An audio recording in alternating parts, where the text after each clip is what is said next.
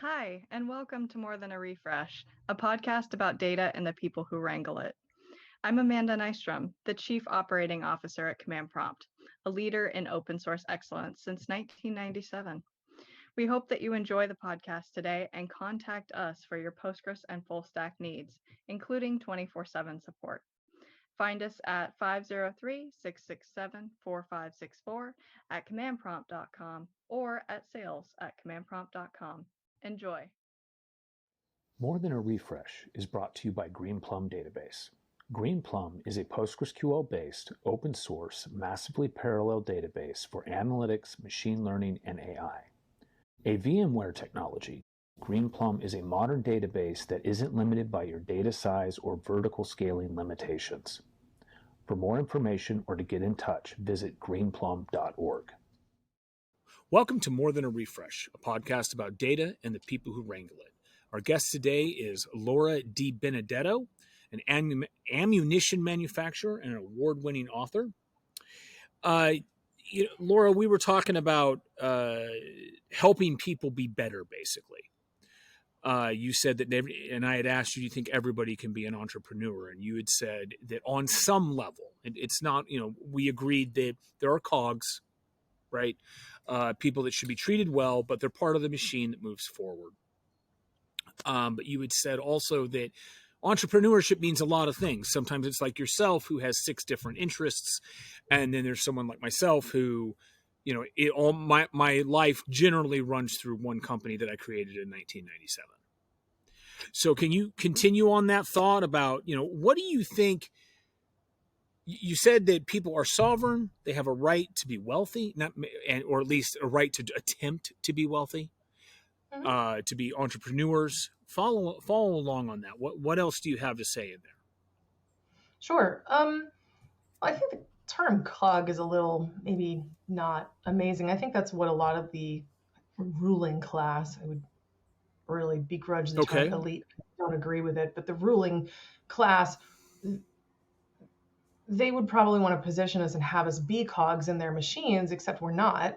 And I actually do believe that everyone has the ability to be an entrepreneur, but maybe sometimes they need help, or maybe they could, write a book, or they could be the person that does like yard sales. Maybe they do it part-time, or maybe they get a business partner and, then they have someone that's good at certain things that they're not good at. So, when we think about entrepreneurship, oftentimes we think of just, maybe the person that's just a solopreneur.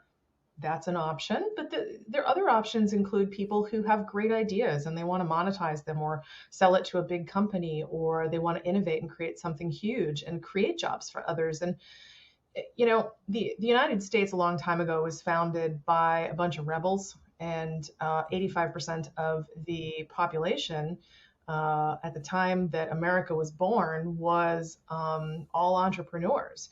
It is normal to be an entrepreneur, actually. What's not normal is sitting in a giant concrete box with 10,000 other people in a gray fabric cubicle and pretending that you're not capable of more than that.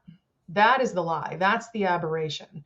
What's normal is us doing our own thing. And I mean, think about it. We used to have the bakers, the cobblers, the blacksmiths, and people that provided a valuable service to other people. And the rise of automation and the Industrial Revolution actually changed things and meant that we needed more people to come together to create things like a Nike or a Dell computers or whatever, so we could actually bring these incredibly big ideas and products to life. But it came at the expense of the individuality of the individual entrepreneur, the individual family, where maybe there's a family business. There's been a decline in that. I mean, ever since pandemic, a lot of entrepreneurship is coming back, which I'm super excited about. But it's still really weird to people, and it would be really cool if we could help to change that, and to borrow a phrase from the left, to normalize it.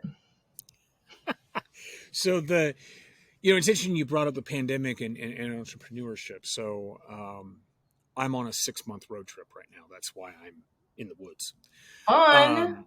Yeah, we have a school bus that we travel around in. And we converted it ourselves the whole bit. But one of the things that we see, because one of the things that we try to do as we travel is we try to support only local. And we can't do it for all things, but we try, right? We try to find the farm stand for the eggs and the meat, and we try to buy from the local wine store or whatever. But this is something that we've noticed because we've done this 2 years in a row. Last year we did it for 13 weeks. This year we're doing it for 6 months. And we have seen the distinct difference in downtowns. It doesn't matter if it's a metropolis or if it's a 2,000 person village. It used to be you go to downtown, and unless you're in the middle of nowhere, Texas, right? There was always a little mom and pop. There might be a little pharmacy, there'd be a cafe, usually a couple of bars, the whole bit, right? Well, now, even in the places that are coming up, there's a lot of boarded up windows. There's a lot of, we used to be here, but we're not anymore. There's a lot of signs that says we couldn't survive the pandemic. And I agree. And I actually agree. I also see the other side of it. We've been in North Carolina now for 2 weeks, and we've been to Williamton, and we've been to Asheville and Maggie Valley, all these places. And more people are coming back. People are starting to start their businesses again. And those types of things. But our company's been remote for a long time, so it didn't affect us the way a lot of people it did. I know it affected you deeply. I've read a lot of your posts about it. But it seems to me that the pandemic, for all of the bad, one of the things that it did beyond, how can I put this? I don't want the NSA to delete this remotely. It seems like the pandemic, the way that the government managed the pandemic crushed a lot of the spirit that you and I still have, but those who couldn't survive the pressure of that vice, they're now apathetic. They're either not joining the workforce or they're not rejoining as entrepreneurs, that type of thing. Have you experienced that? Yeah. I mean, you see apathy, you see depression. I mean, what's really happening is you see people experiencing the collateral damage of lockdowns and living in fear for a long time. And, a lot of people had very fearful reactions to the pandemic. And I don't want to qualify what I'm saying. People were afraid of different things. So some people were terrified of COVID. Some people were terrified of killing grandma. Some people were terrified of losing their freedom. Some people were terrified of government overreach. So your reaction to the pandemic was largely influenced by what you were afraid of. So I was not afraid of killing grandma because grandma's already dead. And I don't see grandma. I don't live near my parents. they've been dead since I was like a kid. So, I didn't worry about killing my neighbors because I didn't really know people. I didn't worry about getting COVID because I'm young and healthy. I didn't worry about that. I'm the one that worried about my freedom being curtailed, and I worried about government overreach. And I also worried about my clients who are small businesses. So with my marketing company, a lot of our clients were restaurants, but they got clobbered really, really hard. And a lot of those awesome people that were our clients for so many years, they couldn't afford us anymore. And everybody knows, wrong or right, the first thing to go when things get tight is marketing. It's not how it should be. It's just how it is. And, the thing that really hurt me is even while a lot of my clients really tried so hard to stay working with us because they saw our value and they appreciated the relationship that we'd had for so many years and what we were doing for them, I saw how their spirits were being crushed when they were faced with unthinkable decisions and watching 25 years of their hard work go up in smoke, and sometimes their businesses closed. And it was honestly heartbreaking. Like I stayed up at night just thinking about these people and pacing my house, being like, hubby, I can't believe what's going on with these people. And, they're in pain and they're trying to build these stupid plastic tents outside and it's costing them money. And they're trying so hard to just survive, and they're hemorrhaging. I don't know what they're going to do. And, ultimately, we lost a lot of business permanently. And it was just really detrimental. And, while a lot of those businesses were broken and died, there were a lot where people were really gritty and determined. And then there was also the rise of the people who, finally got a taste of what it was like to have freedom. And once you let Pandora's secrets out of the box, they ain't going back in. Like, it's like Dan Bongino likes to talk about the beach ball theory. You can only hold it down just so long. And it's like people yearn to be free. And once people had a taste of freedom and being able to see their children every day and all that other stuff, lots of entrepreneurs were born.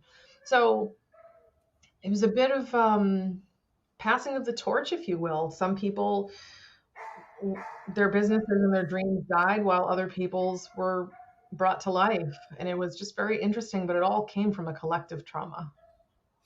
It's interesting that you put it that way.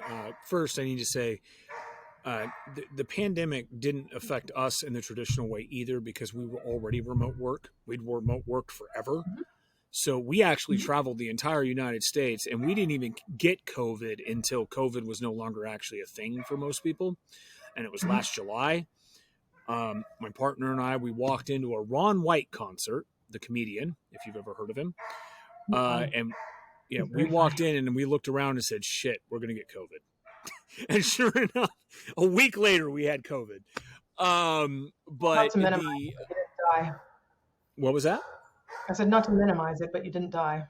Yeah, no, agreed. We didn't die. And I wasn't, and neither is she really. We're not risk factors. I mean, obviously there was a potential for it, but we're not risk factors for it. Sure. I took my turn. Good times. Yeah. So I liked your term collective trauma, because I think that a lot of people don't, because we are such a product of the news cycle now. People, I think, lost sight of the collective trauma. It was affecting everybody in very different ways, right? You had the way it affected you and your people. It didn't actually affect us directly, but we did see, for example, we run a conference. That conference happens to happen in New York. That conference hasn't happened in 3 years, right? We still won't go back to New York because of the infringement of freedoms that are there. Yeah, I actually decided to permanently boycott New York until they get new government. It's like, you actually think it's awesome to segregate people? We're done here. Screw you and screw your whole state. So when you say segregate, what do you mean by that? I mean, obviously there's a traditional term, but who's getting segregated in New York? Well, for a while, and I don't believe this is happening anymore, but the unvaccinated were not allowed to do a lot of things. You can't go to concerts, you can't do this, you can't do that, because you're part of the smellies. You're a vector. Whether you're sick or not, whether you're a risk or not, you're a vector. You're gross. We don't want you. I'm sorry, but I'm not going to be popular for saying this. I just don't care anymore. Well, how do you think the Holocaust got started? Was by convincing one class of people that the other class of people was sick and dirty and there was something wrong with them and a threat to the first class of people. That's how it got rolling. You think Hitler was that compelling? No. His ideas began with fear and making one class of people unclean. I have always had a consistent problem with that. It's like, so we're just going to openly discriminate now, and we're going to have a show me your papers society. So that's what we're doing. You want to hand out yellow stars to the people who decided to decline a vaccine that may actually hurt them, or maybe they're just not sure yet, or maybe their doctor advised them against it. That's cool. You just want to just exclude these people. Even Jacinda Ardern in New Zealand, she specifically came right out and she's like, yeah, we want to make their lives difficult. Awesome. Yeah, no, not for that at all. Okay, that's fair. And I did say I had strong thoughts on the subject and not popular, so I warned you. So one here, the great thing here is, one, you cannot offend me. That's number one. Number two, awesome. No, you can't. Which really drives Lindsay a little bit nuts, but our producer. But that's true. Two, I wanted you on this call because in our world, I'm in the tech world, and I'm specifically in the open source tech world, which has two there's more, but basically two bulbs that are going like this all the time. Okay. One is that it's my generation. My generation of the open source folks are the libertarians, the Ron Paul. Even if you're not like devoted, you lean that way. Like I lean that way. I'm not a devoted. I'm a libertarian. Okay. And then I have the other side. The other side is the news side. And they're generally younger than I am. I'm going to be 50 in May. And they're essentially thugs. They're authoritarian thugs. They believe that the way Germany handled it was right. I think it's somewhere in the middle. I agree with it. There should be no segregation. But I'll tell you, we had this disagreement on LinkedIn. There's a place where I disagree with you on that segregation.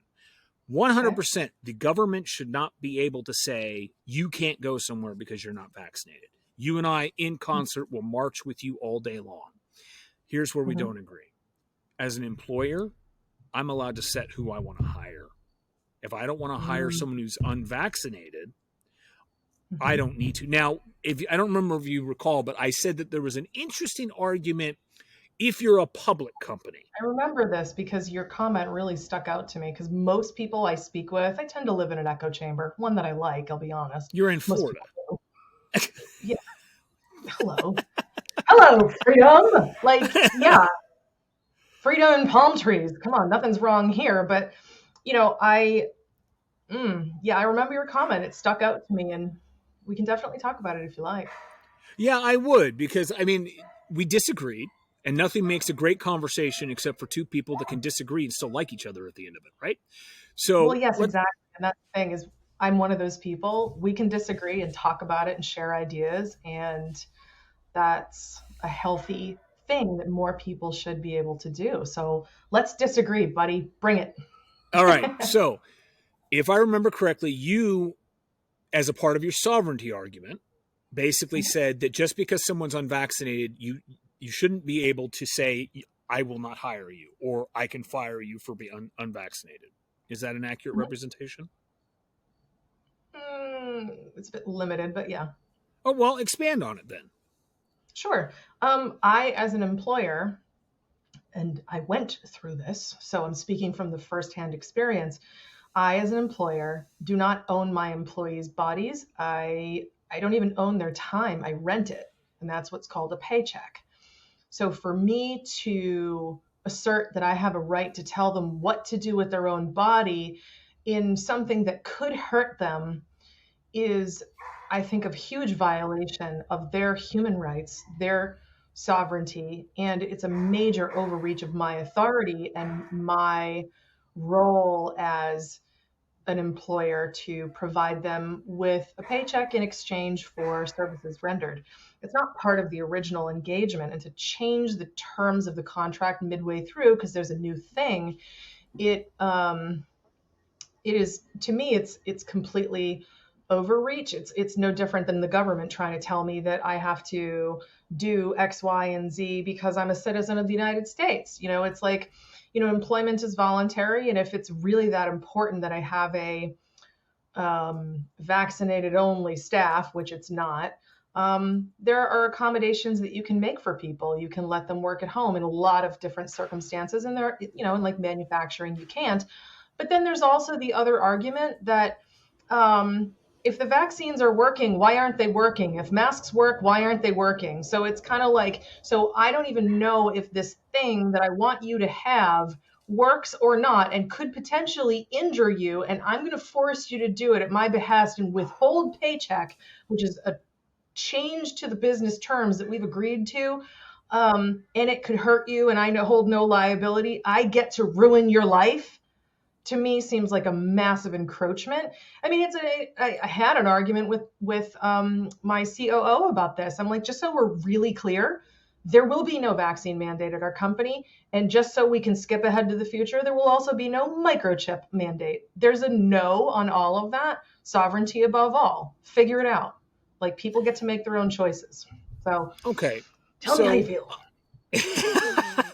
I agree with you to a certain extent, but one, corporations have rights. That's number one. Number two, and this is where we get in this weird thing where, like I was saying, I was like, if you're a public corporation where you have shareholders, and I don't I think that there's room there. But as a corporation who, for myself, I am the majority shareholder. I get to dictate the benefits, the pay, the whatever, time off. Those are determined by preferably my education, but let's be honest, sometimes it's whim. Okay. I'll give you an example, as a way to reduce tax liability. Last year, we introduced an internet connection allowance because you need an internet connection to work for us. So we'll just pay for it. It reduces our tax burden. It's not considered income for them. It's a win-win, right? Yes, but if I'm and for us, it doesn't particularly matter because we all work from home. So it really doesn't matter if you are vaccinated or not. That's up to you. But if you're in a situation, take manufacturing. Mm-hmm. Your choice let's take the flu vaccine, okay? Let's forget COVID, just any vaccine. Your choice not to take the flu shot. Mm-hmm. You come to work and you give our entire line the flu because the flu shot or the COVID vaccine does not have 100% efficacy, right? It essentially just reduces. It is effectively, currently, currently, I'm not sure that the vaccine, except in very specific circumstances, is useful to the general populace. It's an emotional at best. At best. I'm a big fan of the antivirals. That's what I did. I was vaccinated. I still got COVID. And the antivirals, look how well it worked. Yeah. Which, the antivirals or the vaccine? Because the antivirals were great. Here's the other thing. Like, if the argument is incomplete without a couple things. One, God bless the U.S. government, fuckers. There was no acknowledgement for natural immunity. We've known about it for millennia, but now it doesn't count because Pfizer stands to make money. If you really want to get insistent, we have to make sure that people are safe.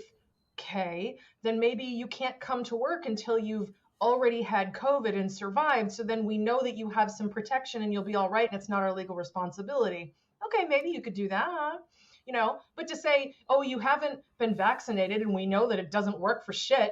Okay, like it's discriminating. We can't hire you because you're black. Like it's just discrimination just because people don't like something. You know what I'm saying? Like, okay. It feels really wrong. I get it. I'm not sure I agree 100%. I got a buddy that works. I got a buddy that actually worked with the trials. You're just wrong. I can't fix that for you. Love you anyway. Well, I love you too. So, okay. Actually, I'm going to pivot here because you brought something up. You said something really interesting. Okay. You're talking about sovereignty. Uh-huh. We've talked about treating people right. This is something I want to make very clear. I have a lot of friends that are on the left side of things. And they do have this idea that only government can do it right, even though the government's never done anything right. They do have this idea. At night into my wine. I do. I sit there. Is it red or white? Is it red or white, the wine? It depends on the day. Depends on the temperature outside, really. If it's really hot, we're going white. I'm not usually this punchy. I'm sober. I don't know what's happening here. I'm just enjoying talking to you. This is a lot of fun. I'm glad you're enjoying it. I want to talk about the railroad strike. I don't know anything about it, so you can talk, and I really can't comment. It's just not on my. Well, I'll give you the boil down. And where this comes about is because we talked about sovereignty. We talked about everybody being able to be treated well and that they should be able to, at least attempt to be more wealthy, enjoy their lives, those types of things. Okay. Recently, the 12 major unions of the railroads got together and said, you treat us like shit. So we're going to strike because we want X, Y, Z. They wanted an increase in pay. They wanted, this and that. Nothing that was unreasonable. Now, I'm not a big fan of the progressives, but I would have voted with them on this. What they wanted that mattered more than anything else was sick pay. They get no sick pay. The people This is what people don't understand. All the people in the world that are buying from Amazon, that are getting every widget from every other country shipped across the ocean to the United States so you can have a bobblehead on your desk, it all gets delivered initially by freight. And usually that means a train.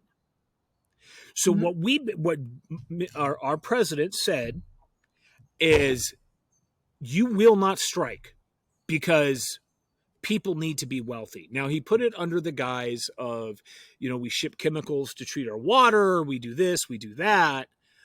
And therefore, you will not strike and you will not get your sick pay. We're just going to accept this contract. So he overrode the will of the people so that railroad magnates, those who still exist, there's only 4 or 5 in the United States now, could continue to get rich under the guise of, and this is where you'll connect, the greater good and health. Oh, God. The greater good. Yeah, okay. First of all, that's the biggest piece of propaganda bullshit you're ever going to hear is the greater good. People need to read Ayn Rand. I'm just saying. So I actually appreciate you explaining this to me. I haven't known much about it. And if it is what you've just described and it's unbiased, then yeah, people should have sick pay. I mean, but also you shouldn't be suppressing people's right to protest or, what's the word again? Strike. Strike. People are, yeah, it's like, I mean, it's a, I'm not doing this anymore because you're treating me unfairly. People have the right to strike, but also they have the right to sick pay. Like, I think it's important. Like, if you dedicate your life to a particular organization, you should expect that they're going to take care of you if things go sideways for you. I mean, I think that that's important. So for me, I actually am generally anti-union. And that's normally because I end up dealing with a lot of hospitality unions and or teacher unions, both of which I think are not that useful and largely corrupt. But in this particular situation, I was rooting for the unions. I was like, you're telling me that because I want a TV that I didn't go down to the store or whatever, right? I want a TV that just shipped across the country via freight. These people can't take time off to go get their tooth fixed without losing their pay? Have you seen the size of trains? Yeah, right? I mean these are miles long. Assuming that all of your facts are correct, my reaction, because this is literally the first I'm hearing about it, is I think that I'm inclined to agree with you just because there's merit in your argument. I mean, I'm at a disadvantage because I don't know the other sides of the argument. I don't know the entirety of it. So unfortunately, I'm at the mercy of your bias. I think everybody's at the mercy